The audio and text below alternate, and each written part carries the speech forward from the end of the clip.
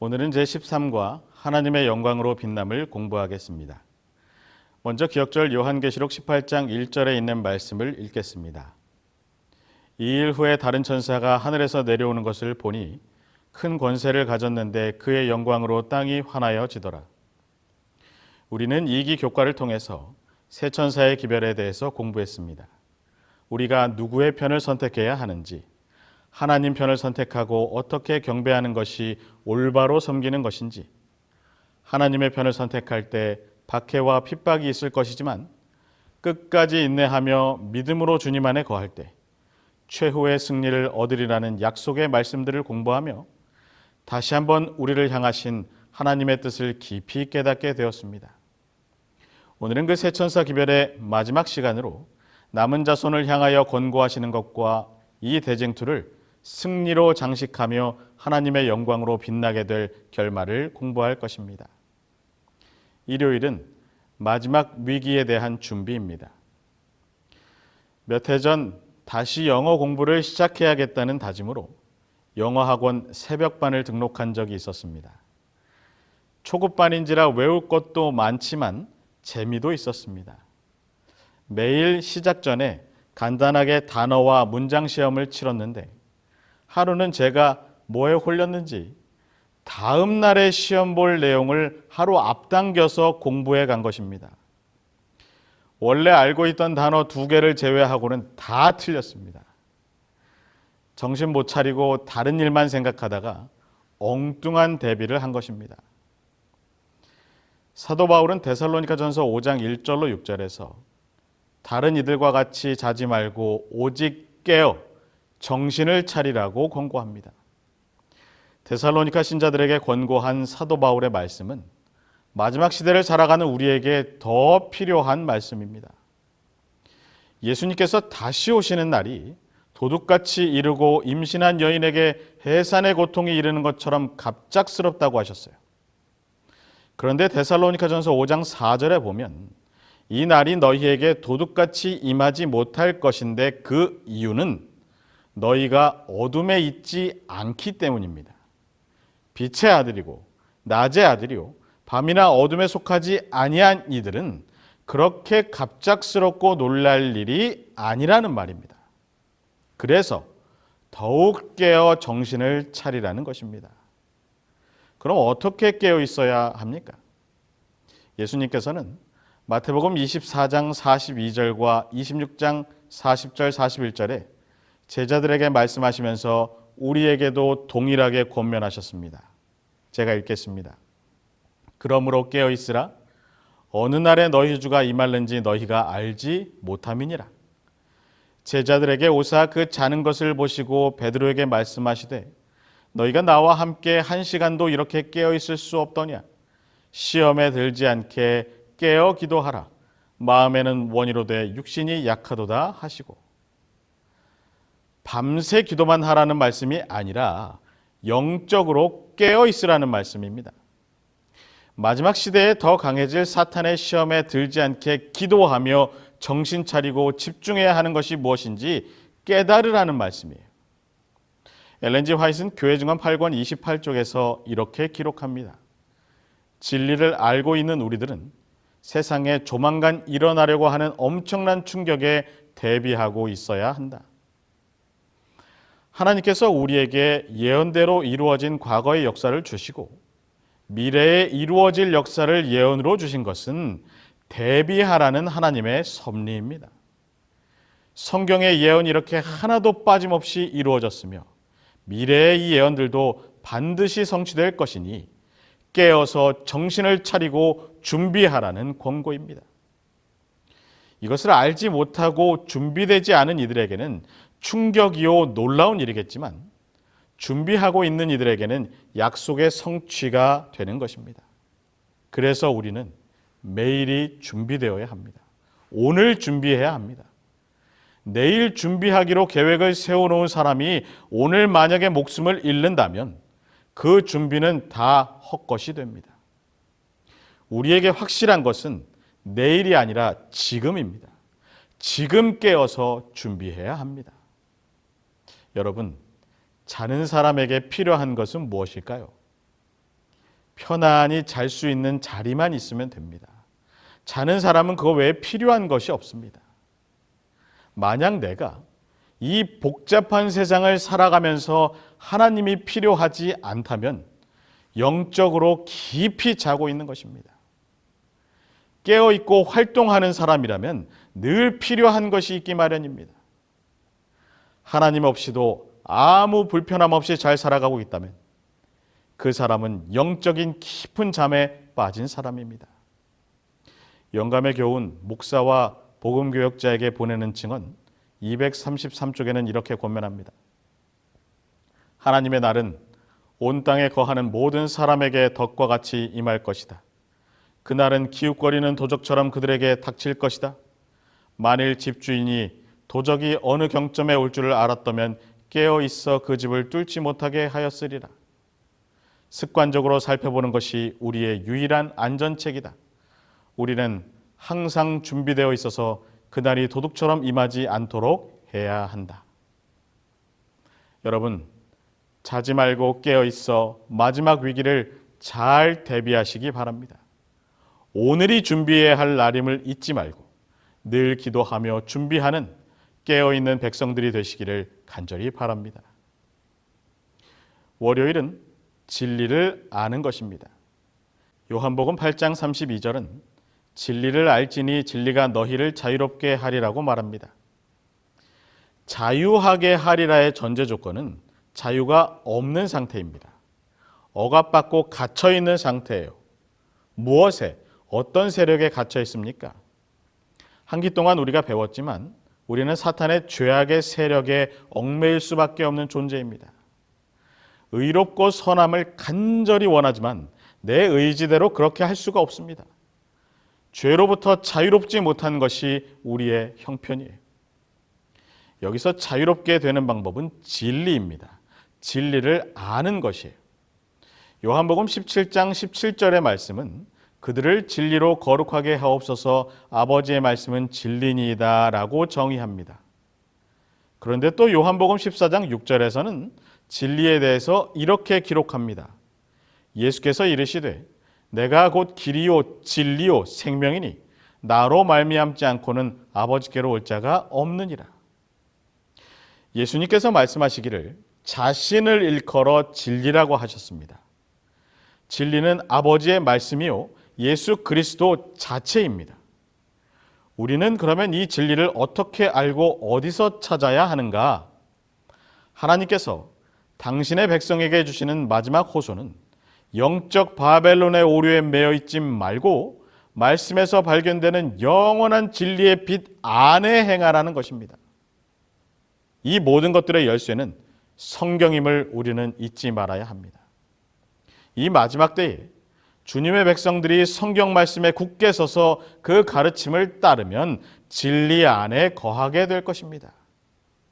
새 천사는 영적 바벨론과 짐승의 표에 대한 경고를 하는데 성경의 예언에서 짐승은 정치적, 종교적 권력을 상징합니다. 우리가 공부했다시피 요한계시록 13장과 14장에 나오는 바다에서 나온 짐승은 로마로부터 세워진 세계적인 종교 제도를 말합니다.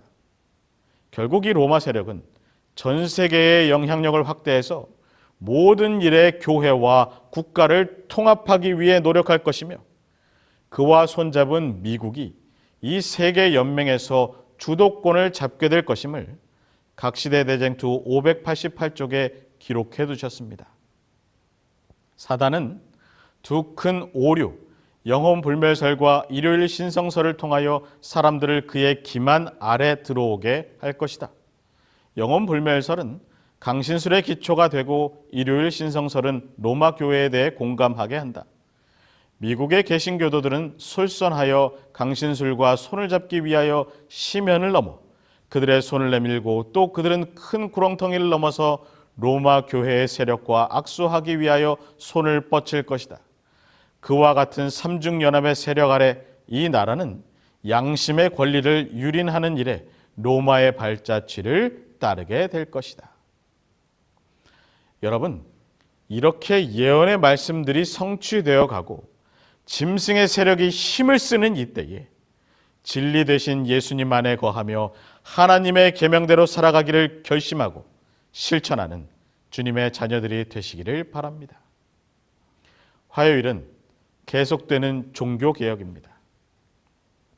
1517년 10월 30일 마틴 루터가 당시 교황을 중심으로 하는 서유럽 정치와 서방교회의 면죄부 판매, 연옥에 대한 교황권 주장, 그리고 공로 사상을 비판한 내용의 95개조의 반박문을 발표하는 사건과 5 솔라, 즉 오직 성경, 오직 그리스도, 오직 은혜, 오직 믿음, 오직 하나님께 영광으로 요약되는 이 교리를 주장한 데 대해서 출발하여 부패한 교황제도 중심의 서방교회와 서방교회의 제도를 새롭게 개혁시키고 종교개혁 운동이 시작되었습니다.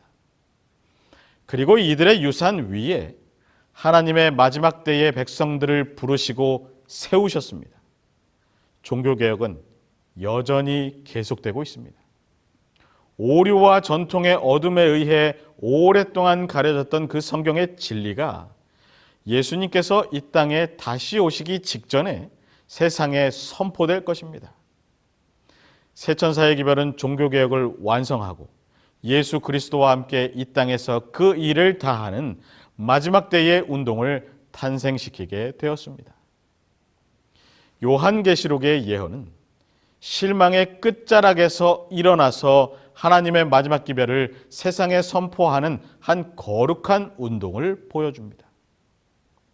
요한계시록 14장은 영원한 복음의 복된 소식을 온 세계에 전하는 세계적인 교회를 묘사하는데, 여기 새 천사는 요한계시록 18장의 다른 천사와 합류합니다.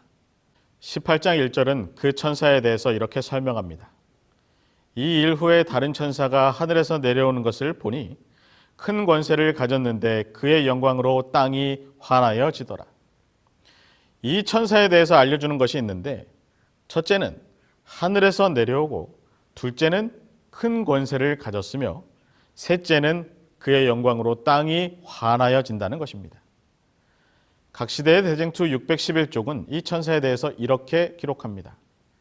셋째 천사의 기별을 전파하는 일에 협력하는 천사는 그 영광으로 온 세상을 환하게 한다. 온 세계적 범위의 사업이 비상한 능력으로 성취될 것이 여기에 예언되어 있다. 하나님의 보좌로부터 내려오는 이 천사는 하나님의 마지막 자비의 기별을 선포하고 이 땅에 벌어질 일에 대해 이 땅의 백성들에게 경고하라는 사명을 받은 천사입니다. 이 천사는 큰 권세를 가지고 오는데 권위를 뜻하는 단어 엑수시아를 사용합니다. 그런데 같은 말의 이 권세는 마태복음 10장 1절에서도 사용되는데, 예수님께서 제자들을 보내시며 그들에게 악의 정사와 권세를 다스리는 권능 엑수시아를 주십니다. 그냥 그들만 보내신 것이 아니라 선악의 싸움에서 승리하도록 하나님의 능력과 함께 보내신 것입니다. 그러면 이 권세 엑수시아는 또 언제 주어졌는가? 마태복음 28장 18절과 19절에서 또다시 그의 제자들을 보내시며 하늘과 땅의 모든 권세를 가지고 나아가 모든 민족을 제자로 삼으라고 명하십니다. 이런 권세를 가지고 오는 천사는 새 천사의 선포에 동일한 그 권능을 주어서 하나님의 영광으로 땅이 환하여지게 만듭니다. 새 천사의 기별은 계속되는 종교개혁을 완성하고 영원한 복음이 최종적으로 승리하게 만들 것입니다. 여러분, 우리는 매일 매순간에 계속되는 선과 악의 대쟁투 가운데 누구의 권세로 살아가야 할지 선택하며 살아야 합니다. 나 자신의 권위, 짐승의 권세 그 무엇도 아닌 하나님의 권위를 따르며 승리의 삶 가운데 있게 되시기를 간절히 바랍니다. 수요일은 하나님의 영광으로 온 땅이 가득함입니다. 수요일 소지에서 제시하는 요한계시록 4장 11절, 5장 12절, 19장 1절, 21장 26절의 말씀은 하나님께서만 이 영광을 받으시기에 합당한 분으로 기록합니다. 그런데 이것을 그대로 인정하고 그대로 바라보지 못하는 존재가 하나 있는데 바로 사탄이에요. 그래서 사탄은 계속해서 하나님에 대해서 잘못된 소문을 퍼뜨리고 자신이 그 영광을 받으려 합니다. 하나님은 불공평한 분이셔서 예배는 요구하면서 그에 대한 보상은 주지 않는 분이라고 주장해요. 우리 인간 사회에서는 기브 앤 테이크가 정확해야 합니다.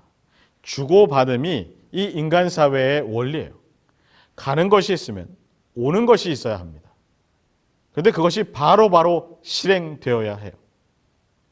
사탄은 이런 인간의 습성을 이용합니다.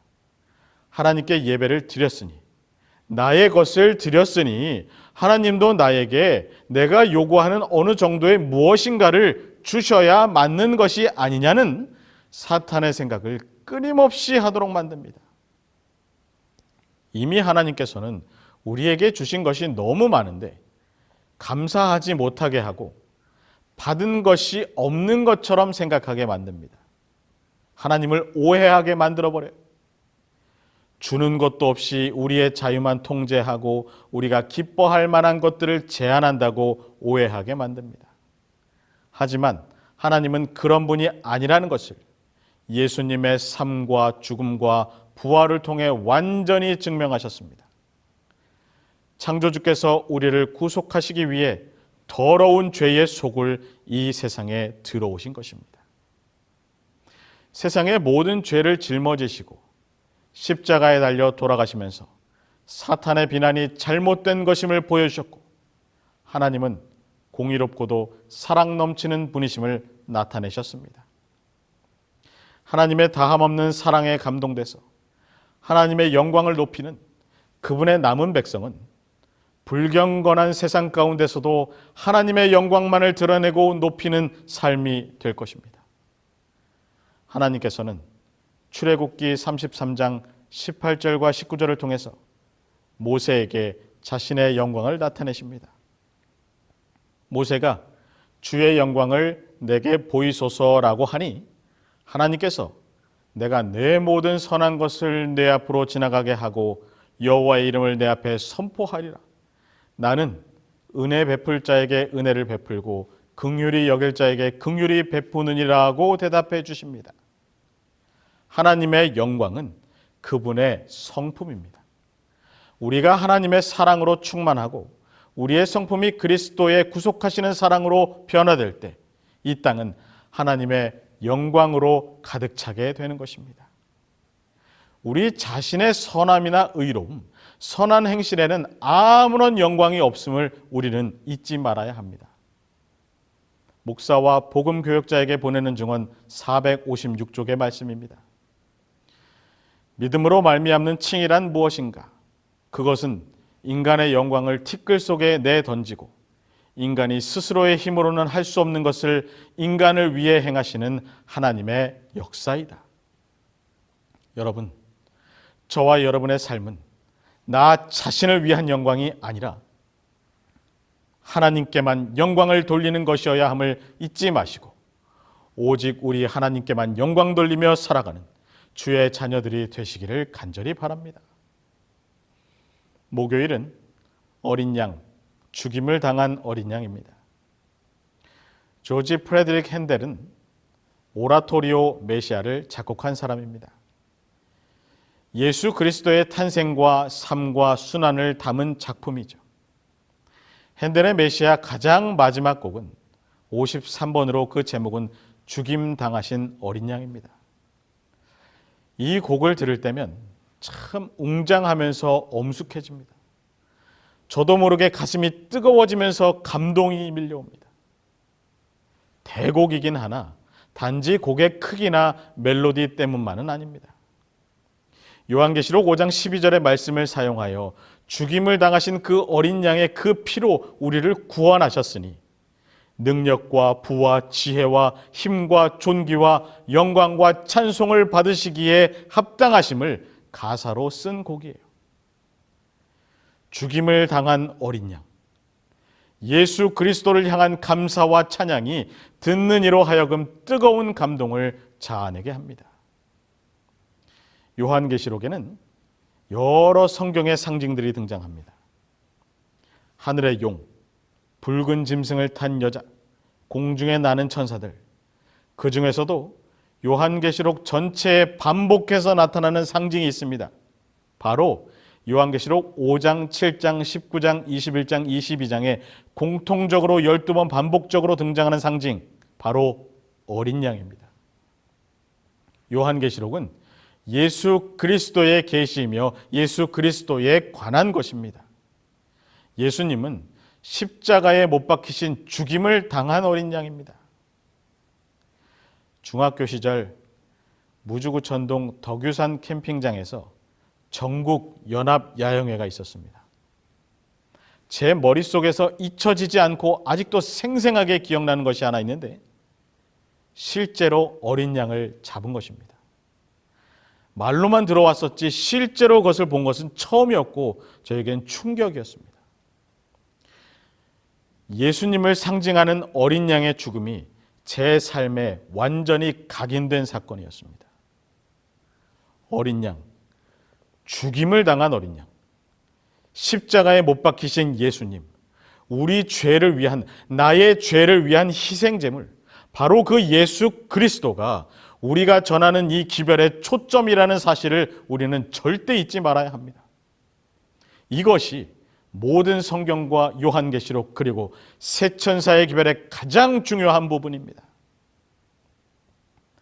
앙헬 마누엘 로드리게스 목사님은 그의 저서에서 우리는 의도적으로 죽임을 당한 어린 양을 우리의 사명과 교리의 중심에, 우리가 설교하는 모든 설교, 우리가 쓰는 모든 기사, 우리가 하는 모든 기도, 우리가 부르는 모든 노래, 우리가 하는 모든 성경 공부, 그리고 우리가 하는 모든 일의 중심에 두어야 한다.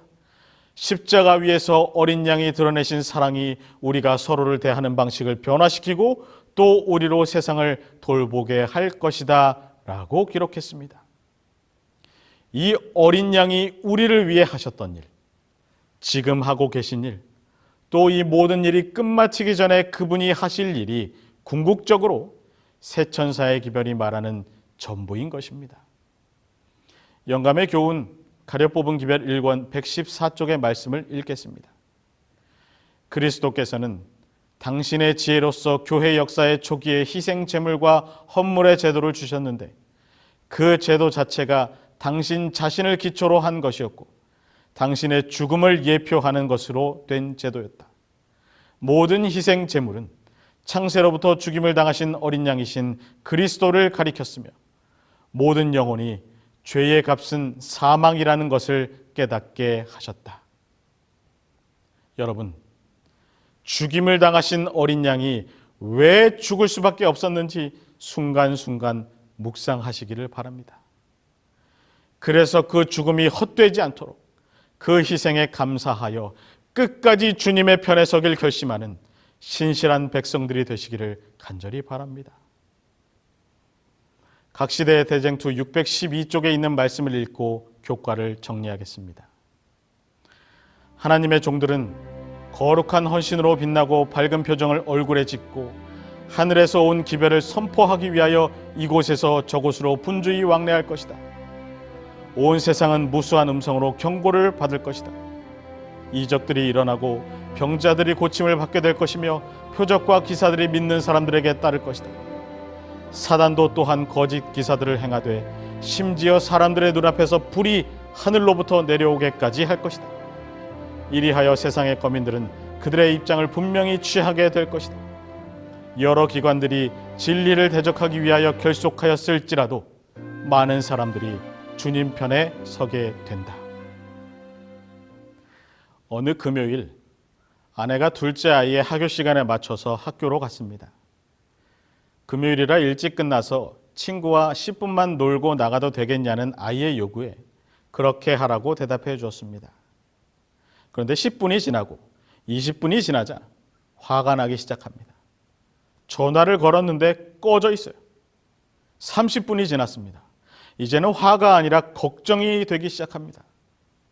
학교 보안관 선생님의 동의를 얻고 학교 운동장과 모든 곳을 다 뒤져봤는데도 보이지가 않습니다. 머리가 하얘졌어요. 1시간쯤 되었을까? 저쪽에서 저희 아이가 얼굴은 벌겋고 머리는 산발이 돼서 뛰어오는 것입니다. 아이가 뛰어오는 것을 바라보며 안도와 분노가 동시에 폭발해요. 마음을 가라앉히고 이유를 들어보니 학교에서는 전화를 꺼놔야 하는데 엄마와 통화를 마치고 자기도 모르게 무의식적으로 그 휴대폰을 비행기 모드로 변경한 것입니다. 그리고 하필 밝기 조절도 제일 어두운 것으로 조절이 돼서 화면에 아무것도 보이지 않았던 것입니다. 친구는 계속 같이 놀자고 하니 저희 아이는 혼자서 올 수가 없었던 것입니다. 여러분, 우리는 종종 하나님과의 통화가 끝나자마자 무섭게 통신을 끊지는 않습니까? 그리고 정신없이 하던 습관대로 세상과 버타여 나의 영적인 눈이 어두워져서 아무것도 분별할 수 없음에도 깨닫지 못한 채 살아가고 있지는 않습니까? 여러분, 하나님은 애가 타십니다. 우리가 이 세상에 너무 즐겁게 살아가며 완전히 빠져서 주님을 다시 만나야 할 시간도 잊어버리고 그렇게 살다가 영영 잃어버릴까 애가 타셔요. 그래서 우리에게 다시 또 새천사의 복음의 기별을 가르쳐 주신 것입니다. 새천사의 기별은 준비가 되지 않은 이들에게는 경고의 말씀이요, 준비되어 가고 있는 이들에게는 격려의 말씀이며, 준비된 이들에게는 소망의 말씀입니다. 여러분, 이제 정말 깨어서 기도하며 하나님의 말씀을 간직하고 준비하며 살아가는 준비된 남은 자손들이 되시기를 간절히 소망합니다. 우리가 생각하는 것보다 우리를 더 많이 애타게 기다리시는 하나님의 다함없는 사랑과 은혜가 모든 재림 성도들의 삶 가운데 충만히 임하여 주시기를 간절히 기도드리며 이 기에 모든 교과를 마치겠습니다.